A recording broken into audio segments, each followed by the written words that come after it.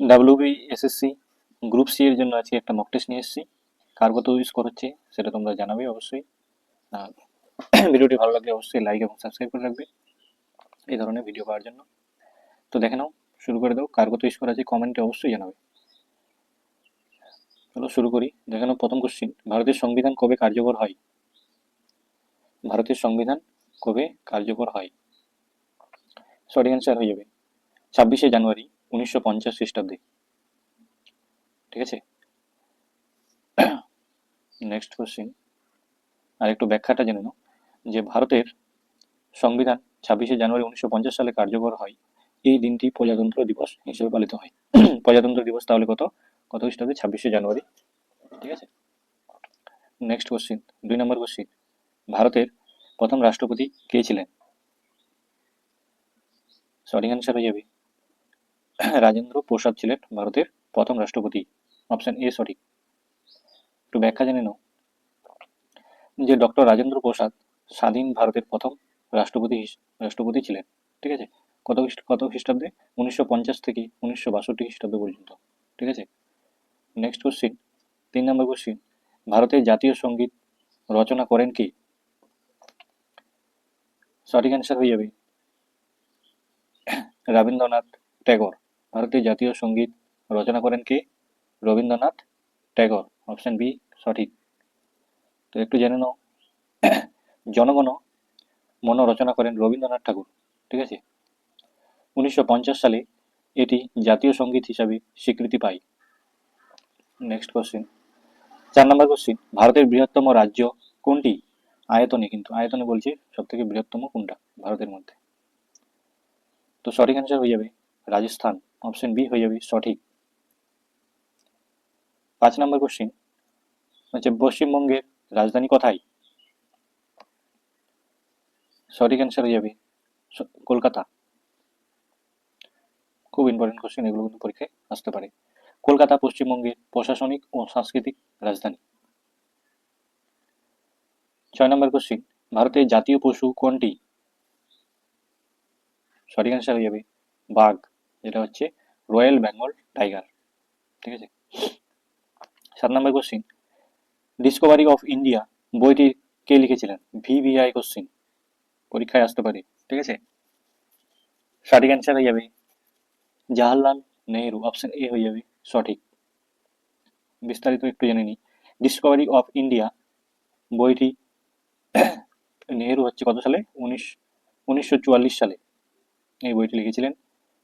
কারাবারের সময় লেখেন। ঠিক আছে, কারাবাসের সময় লেখেন। 4 নম্বর কোশ্চিন, ভারতের জাতীয় খেলা প্রচলিত জিকে অনুযায়ী কোনটি?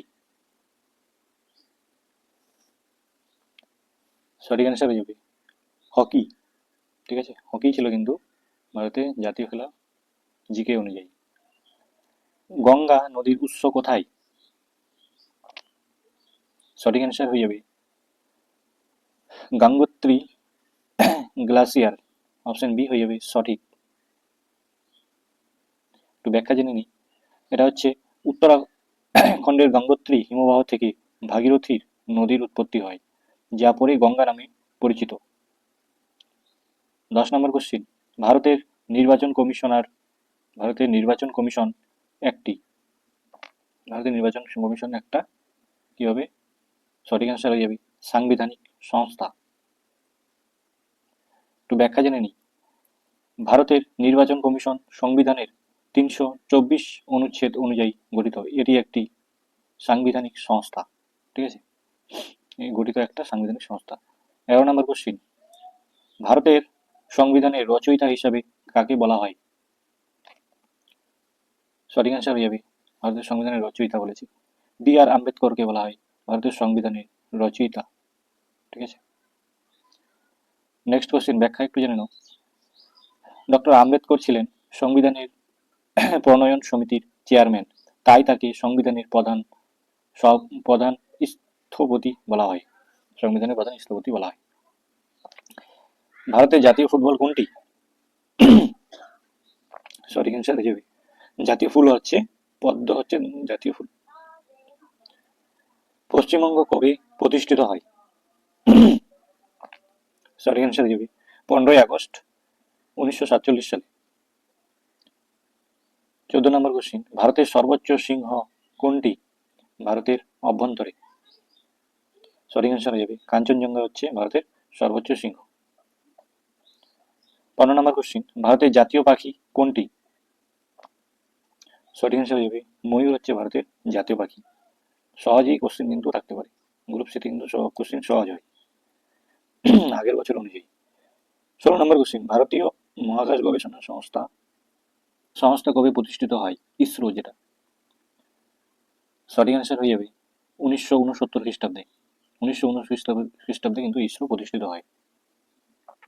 17 নম্বর কোশ্চিন, ভেন্ডে বন্দে মাতারম গানটি কোন গ্রন্থ থেকে নেওয়া হয়েছে? সঠিক অ্যান্সার হয়ে যাবে আনন্দমাঠ, বঙ্কিমচন্দ্র রচিত আনন্দমাঠ গ্রন্থ থেকে বন্দে মাতরম নেওয়া হয়েছে। 18 নম্বর কোশ্চিন, ভারতের প্রথম মহিলা প্রধানমন্ত্রী কে? এই টাইপের কোশ্চিন কিন্তু থাকে গ্রুপ সিতে।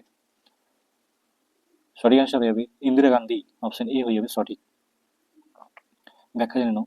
ইন্দিরা গান্ধী 1966 সালে ভারতের প্রথম মহিলা প্রধানমন্ত্রী হন। কত সালে? 1966 সালে।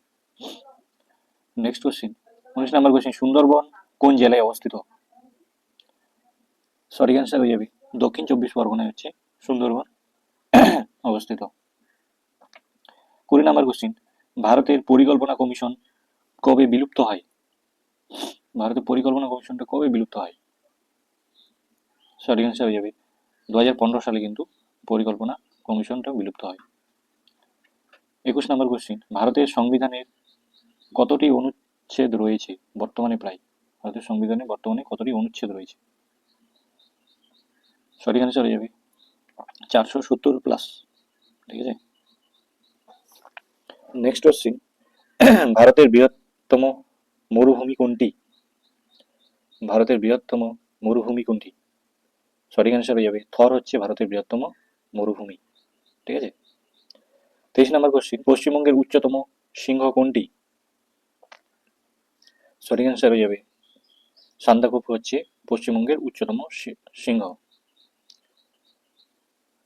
24 নম্বর কোশ্চিন, কি বলেছে? ভারতের জাতীয় সঙ্গীত প্রথম কবে গাওয়া হয়? সঠিক অ্যান্সার হয়ে যাবে 1911 খ্রিস্টাব্দে। ঠিক আছে। Next question, 25 number question, father of the nation উপাধি কাকে দেওয়া হয়?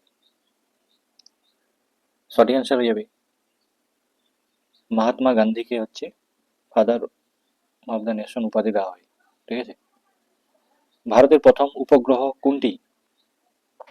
সঠিক অ্যান্সার হয়ে যাবে আরিয়াভাট্টা, অপশন বি হয়ে যাবে সঠিক। নেক্সট কোশ্চিন, 27 নম্বর কোশ্চিন, হাওড়া ব্রিজের বর্তমান নাম কি? খুব ইম্পর্টেন্ট কোশ্চিন কিন্তু। সেটাকে বলা হচ্ছে সরকারিভাবে, সেটাকে নাম হচ্ছে রবীন্দ্র সেতু। হাওড়া ব্রিজের বর্তমানে সরকারিভাবে নাম হয়েছে ওটা। ঠিক আছে, রবীন্দ্র সেতু হয়ে যাবে সঠিক অ্যান্সার। 28 নম্বর কোশ্চিন, ভারতের বৃহত্তম নদী দৈর্ঘ্য কোনটি? দৈর্ঘ্যে আর কি দৈর্ঘ্যে বৃহত্তম কোনটা? সঠিক অ্যান্সার হয়ে যাবে গঙ্গা। নেক্সট কোশ্চিন, জাতীয় বিজ্ঞান দিবস কবে পালিত হয়? সঠিক অ্যান্সার হয়ে যাবে 28 ফেব্রুয়ারি জাতীয় বিজ্ঞান দিবস পালিত হয়।